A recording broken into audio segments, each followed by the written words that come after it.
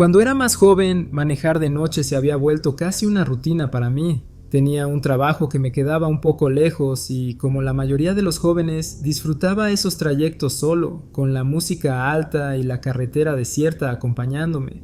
El coche era mi refugio, un espacio donde podía pensar sin distracciones, dejar que la mente se perdiera en recuerdos, en fantasías o en esos pensamientos que aparecen cuando el silencio se mezcla con el zumbido del motor. Esa noche, sin embargo, fue diferente. Todo empezó normal. Carretera oscura, las luces intermitentes de algún semáforo lejano, la sensación de estar en piloto automático. Lo último que recuerdo claramente fue dar una vuelta en una avenida que conocía de memoria, y después, nada. Un parpadeo, como si alguien hubiera recortado un pedazo entero de mi trayecto. De repente estaba frente a mi casa, estacionando en la entrada como si nada. Me dije a mí mismo que probablemente me había dejado llevar por ese estado de ensoñación en el que uno conduce en automático. Me convencí de que no era nada grave, hasta que apagué el motor.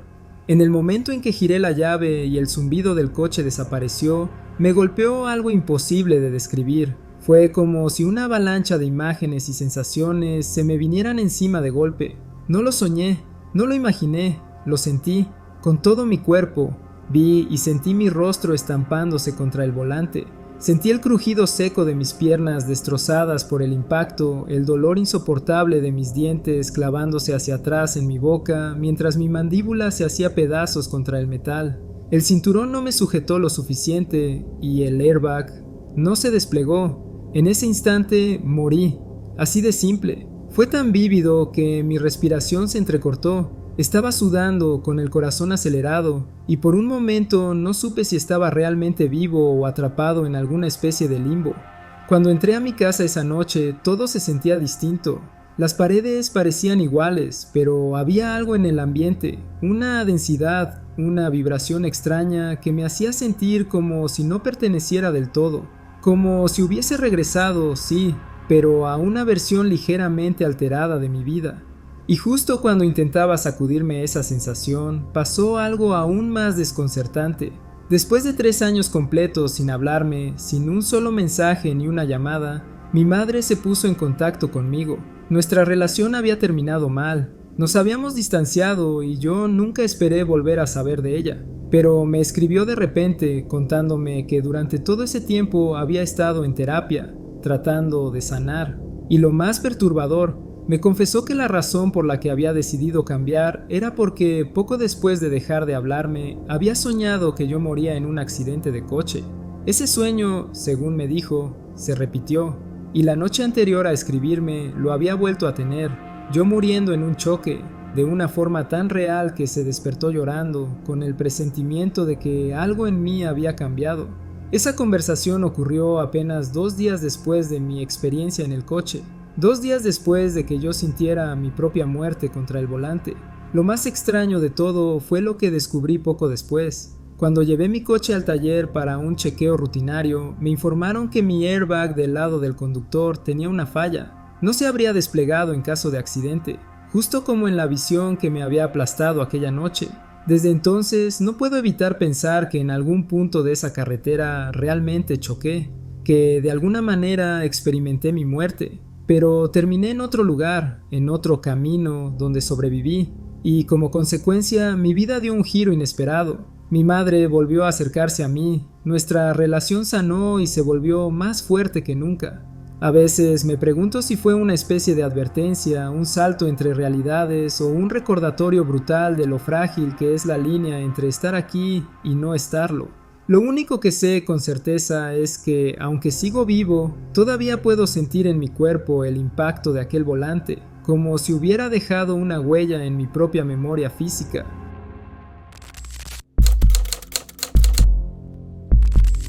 Yo tenía unos 16 años cuando ocurrió esto, y hasta la fecha, 10 años después, sigue siendo el suceso más extraño de mi vida. Crecí en un pequeño pueblo en medio del desierto, un lugar donde todo el mundo se conocía y nada parecía escapar a la rutina de lo cotidiano. Vivíamos tranquilos, rodeados de vecinos que eran casi como familia. Mi mejor amiga, Tiana, era tan cercana a mí y a mi madre que prácticamente vivía en nuestra casa. Ella y yo pasábamos juntas la mayor parte del tiempo y mi mamá la quería como a otra hija. Esa noche, Tiana estaba en mi casa viendo una película con mi madre en la sala. También estaba Sasha, otra amiga muy cercana que era, además, mi vecina de al lado. Las tres habíamos pasado todo el día juntas, riendo, platicando y planeando cosas para el verano, como cualquier grupo de adolescentes.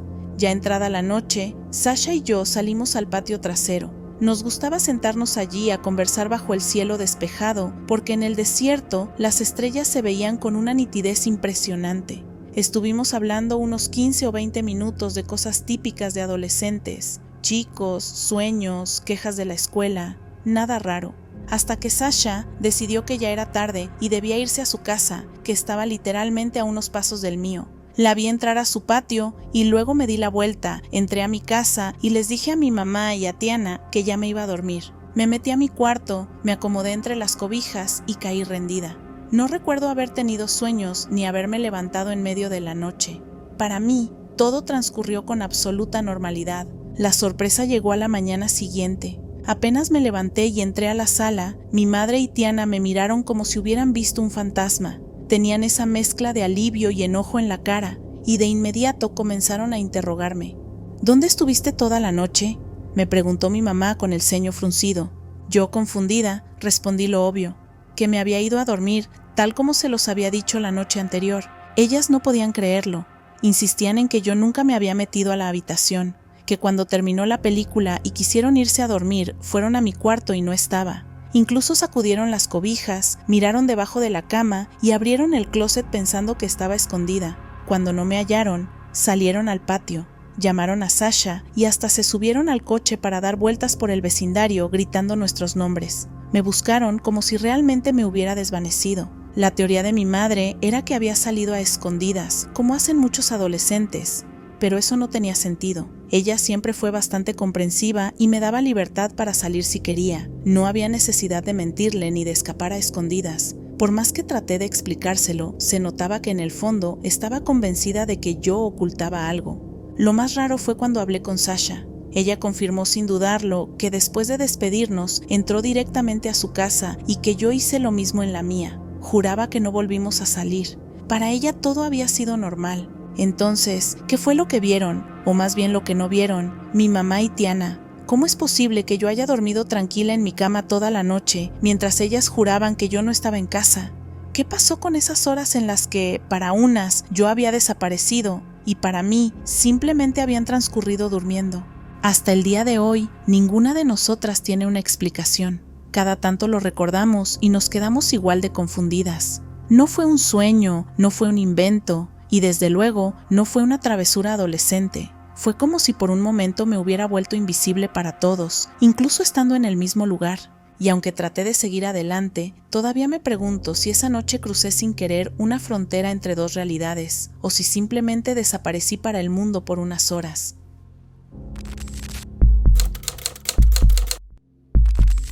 Desde que era niño, el bosque siempre fue mi refugio. Mientras otros encontraban consuelo en centros comerciales, videojuegos o salidas al cine, yo me sentía vivo cuando estaba entre los árboles, respirando ese olor a tierra húmeda y escuchando el crujir de las hojas bajo mis zapatos. Era como entrar a un mundo paralelo, uno donde las reglas de la vida cotidiana no aplicaban. Allí no había maestros exigiendo tareas, ni padres preocupados por el futuro, solo naturaleza, misterio y libertad.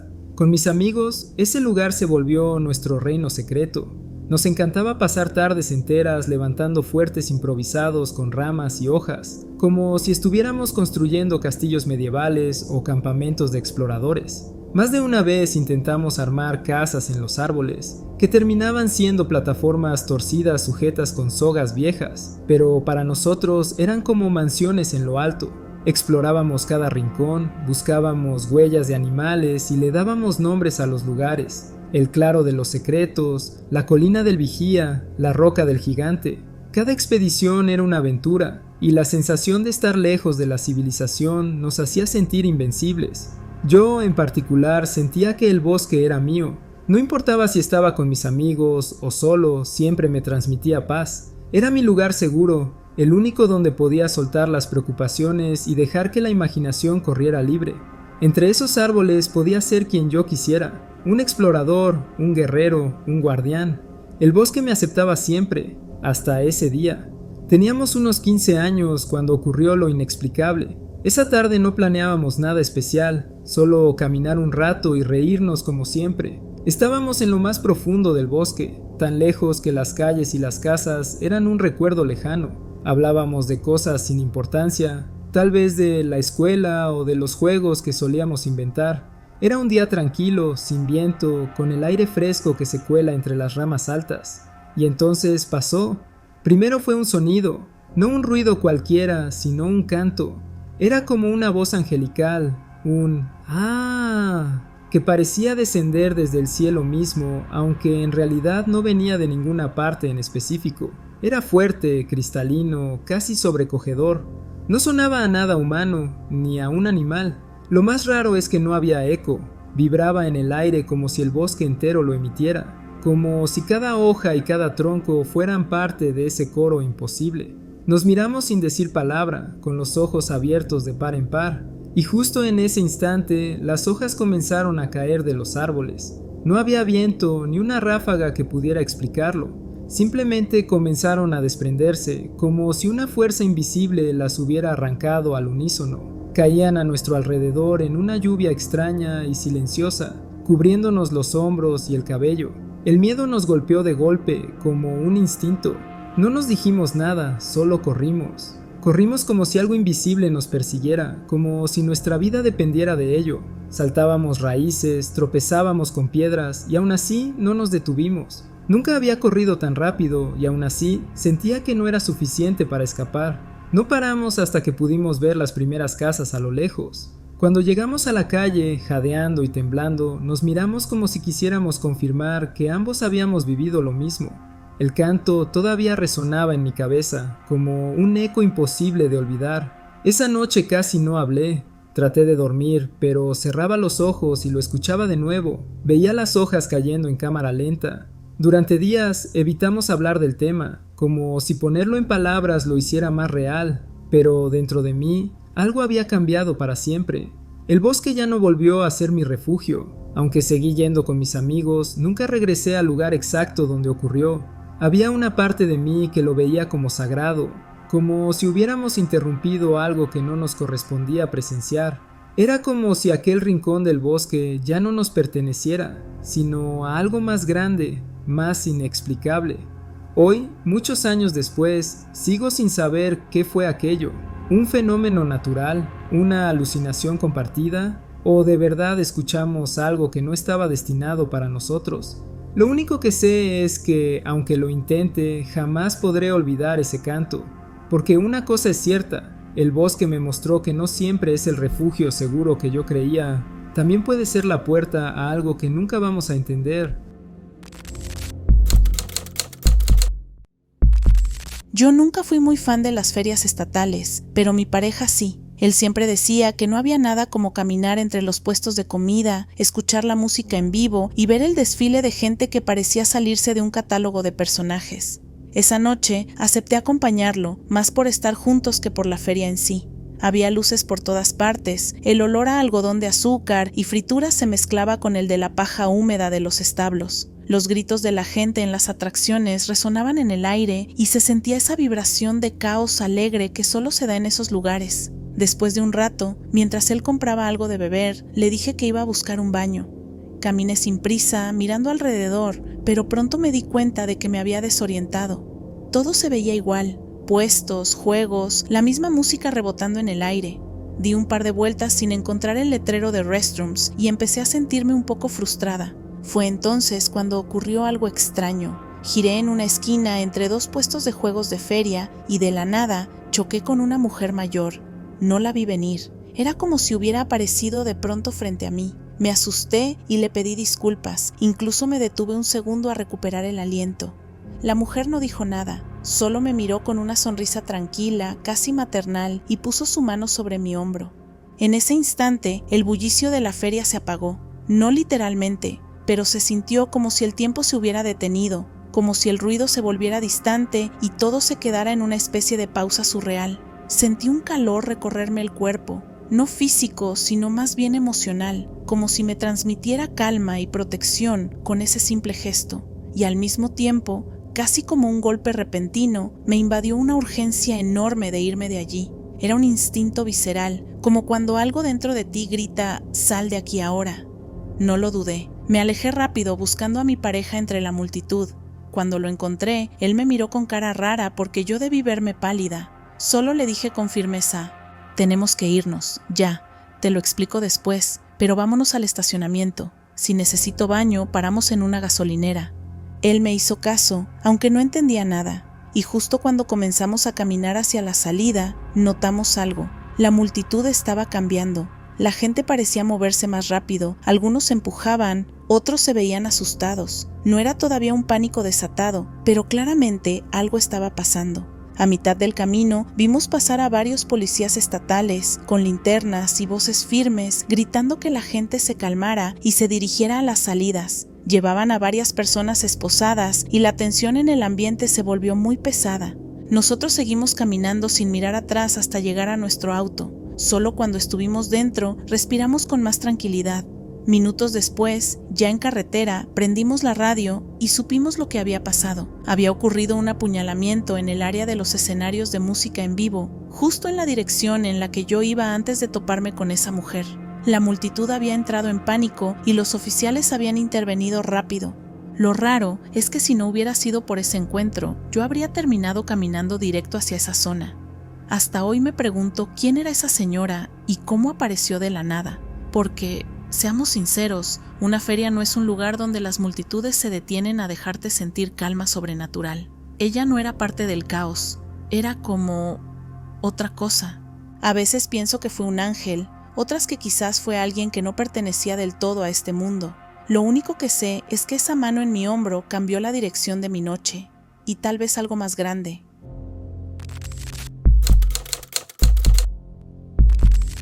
Siempre he sido un hombre de costumbres sencillas, trabajo, familia y mi afición por los autos clásicos. No es solo un pasatiempo, es casi una herencia. Desde joven me fascinaban esos coches que parecían venir de otra época, máquinas con alma. Con esfuerzo y paciencia logré comprar uno de mis sueños, un modelo raro de un color que casi no se ve en la carretera. Era mi orgullo y poco a poco se volvió parte de nuestra vida familiar. Cada año, mi esposa y yo llevábamos a los niños a un evento de autos clásicos en un pueblo no muy lejano. No era solo una salida, era casi un ritual familiar. Preparábamos todo con días de anticipación, yo dejaba el coche impecable, mi esposa hacía bocadillos y los niños se emocionaban con la idea de ver otros autos antiguos y escuchar mis historias de mecánica. Siempre volvíamos cansados pero felices, con la sensación de haber compartido algo especial. Una de esas noches, después del evento, decidimos regresar por un camino menos habitual. Lo habíamos usado antes, pero no era nuestra ruta común. Era un tramo largo, casi solitario, rodeado de campo y colinas bajas. Yo conducía relajado, los niños todavía llenos de energía en el asiento trasero, y mi esposa repasando en voz baja los comentarios que había recibido sobre el coche en el evento. Y entonces lo vimos. Un auto exactamente igual al nuestro venía de frente. Mis ojos se iluminaron porque sabía que no era común. No solo era el mismo modelo, era el mismo color. Increíble. Emocionado, les dije a los niños que miraran, que saludaran. Ellos, inocentes, se asomaron por las ventanillas y agitaron las manos con entusiasmo. Pero mi sonrisa se borró en cuanto vi a los ocupantes del otro coche. Los niños, sí, eran como los nuestros, misma edad, mismo número. Saludaban de vuelta con naturalidad, como si estuvieran felices de vernos. Pero los adultos eran distintos, o más bien, eran nosotros. Yo lo vi claro, la misma forma de la cara, los mismos gestos, hasta los mismos peinados. Mi esposa se quedó rígida a mi lado. En el otro auto iban dos adultos con nuestros rostros, solo que vestidos con ropa diferente, como si hubieran elegido variaciones de nuestro estilo habitual. Lo más perturbador no fue el parecido, sino la expresión. Ellos no parecían sorprendidos ni curiosos, parecían aterrados. Mientras nosotros sonreíamos y saludábamos, ellos nos miraban con un horror tan puro que me heló la sangre, como si hubieran visto algo imposible, como si nosotros fuéramos la amenaza. No quise asustar a mis hijos, así que mantuve el tono alegre, fingiendo que todo era normal, y seguí conduciendo, pero por dentro sentía un peso en el estómago que no se iba. Esa noche, cuando llegamos a casa, mi esposa me confesó que había visto lo mismo, que esas personas no solo se parecían a nosotros, eran nosotros, y que la mirada de miedo que tenían aún la perseguía. Con el tiempo tratamos de dejarlo atrás. No queríamos darle demasiadas vueltas delante de los niños. Era más fácil pensar que había sido una coincidencia absurda. Pero al año siguiente, cuando volvimos a ese mismo evento y tomamos de nuevo la misma carretera, pasó otra vez. Lo sentí antes de verlo, una tensión en el aire, una especie de presentimiento. Mi esposa lo notó también. Esta vez no dijimos nada a los niños, no los animamos a mirar afuera. Y entonces, como si el tiempo se hubiera doblado, ahí estaba otra vez, nuestro auto, idéntico, viniendo de frente. Yo bajé la velocidad, atento, y cuando cruzamos, lo confirmé. Era el mismo coche, los mismos colores, hasta la misma luz reflejándose en la pintura. Los ocupantes éramos nosotros de nuevo, pero esta vez fueron ellos los que saludaron con entusiasmo, mientras mi esposa y yo nos quedamos petrificados, horrorizados, al ver nuestros propios rostros sonriéndonos desde ese coche. No dijimos una palabra durante el resto del trayecto. Desde entonces no hemos vuelto a tomar esa ruta, pero a veces, cuando estoy en el garaje limpiando mi coche, pienso en esa carretera y en lo que significa. ¿Son reflejos de nosotros mismos en otra realidad? ¿Un cruce de tiempos? ¿O acaso fue una advertencia, una especie de espejo que nos mostró lo que podríamos ser o lo que ya hemos sido en otro lugar? Mis hijos no recuerdan esos encuentros como nada fuera de lo común, pero mi esposa y yo sí. Y aunque nunca lo digamos en voz alta, ambos sabemos que allá afuera, en algún tramo de carretera desierta, existe otra familia exactamente como la nuestra, que nos mira con el mismo miedo con el que nosotros los miramos a ellos. Tenía alrededor de 11 años y estaba en sexto grado, en esa etapa en la que todo es nuevo y emocionante. Nuestra clase estaba haciendo una excursión escolar al sitio histórico de la batalla de Nueva Orleans, en Luisiana. Para nosotros era un lugar casi mítico. Habíamos aprendido un poco en libros de historia, pero estar allí en persona era otra cosa. El clima era cálido, con un sol que iluminaba los campos y hacía brillar los pocos charcos de agua que quedaban de una lluvia reciente. La escuela nos había asignado grupos y yo estaba con mis amigos más cercanos, todos curiosos y algo inquietos mientras seguíamos al guía que relataba los eventos de la batalla con entusiasmo. Algunos niños se distraían jugando con la cámara o sus cuadernos de notas, otros, como yo, trataban de absorber cada detalle histórico. El guía nos hablaba de los cañones, las trincheras y de cómo soldados y oficiales habían vivido momentos de extremo caos y valor. Mientras escuchaba, no podía dejar de imaginarme cómo habría sido estar allí, corriendo entre explosiones y gritos, aunque era aterrador solo pensarlo. En un momento, decidí alejarme un poco del grupo junto con mi amiga Clara para explorar un poco los alrededores sin perderme demasiado. Nos encantaba aventurarnos en pequeñas excursiones durante los paseos escolares. Siempre terminábamos encontrando ramas interesantes, flores extrañas o incluso pequeños insectos que parecían de otra época. La naturaleza para mí era un lugar seguro y mágico, y caminar por esos campos históricos me hacía sentir que estaba conectada con algo más grande, aunque nunca hubiera imaginado lo que estaba a punto de pasar. Mientras caminábamos, el terreno estaba húmedo y fangoso por la lluvia reciente. Yo llevaba mis sandalias blancas favoritas y, como era de esperar, me molestaba la idea de ensuciarlas. De repente, di un paso en lo que parecía barro profundo, un tipo de barro que llegaba hasta los tobillos. Mi primer impulso fue fruncir el ceño y mirar hacia abajo, molesta por arruinar mis sandalias. Pero cuando lo hice, mis pies estaban completamente secos. El suelo bajo mis sandalias estaba firme y seco, sin ni un solo indicio de barro. Quedé helada, incapaz de comprender lo que acababa de sentir. Intenté convencerme de que era mi imaginación, que tal vez había sentido la textura del barro de manera ilusoria por el peso de mis zapatos o por un pequeño tropiezo. Pero la sensación había sido demasiado vívida. Mi corazón comenzó a latir más rápido y un escalofrío recorrió mi espalda. Clara, que estaba a unos pasos de mí, no pareció notar nada extraño y seguía recogiendo hojas caídas del suelo, ajena a mi desconcierto. Intenté continuar caminando, pero no podía quitarme de la cabeza lo que había ocurrido. Cada paso se sentía extraño, como si el tiempo se hubiera ralentizado solo para mí. Unos minutos después, regresamos al grupo justo cuando el guía nos señalaba un sector del campo y nos explicaba que durante la batalla, la tierra estaba empapada de sangre hasta los tobillos debido a la magnitud de la violencia que allí ocurrió.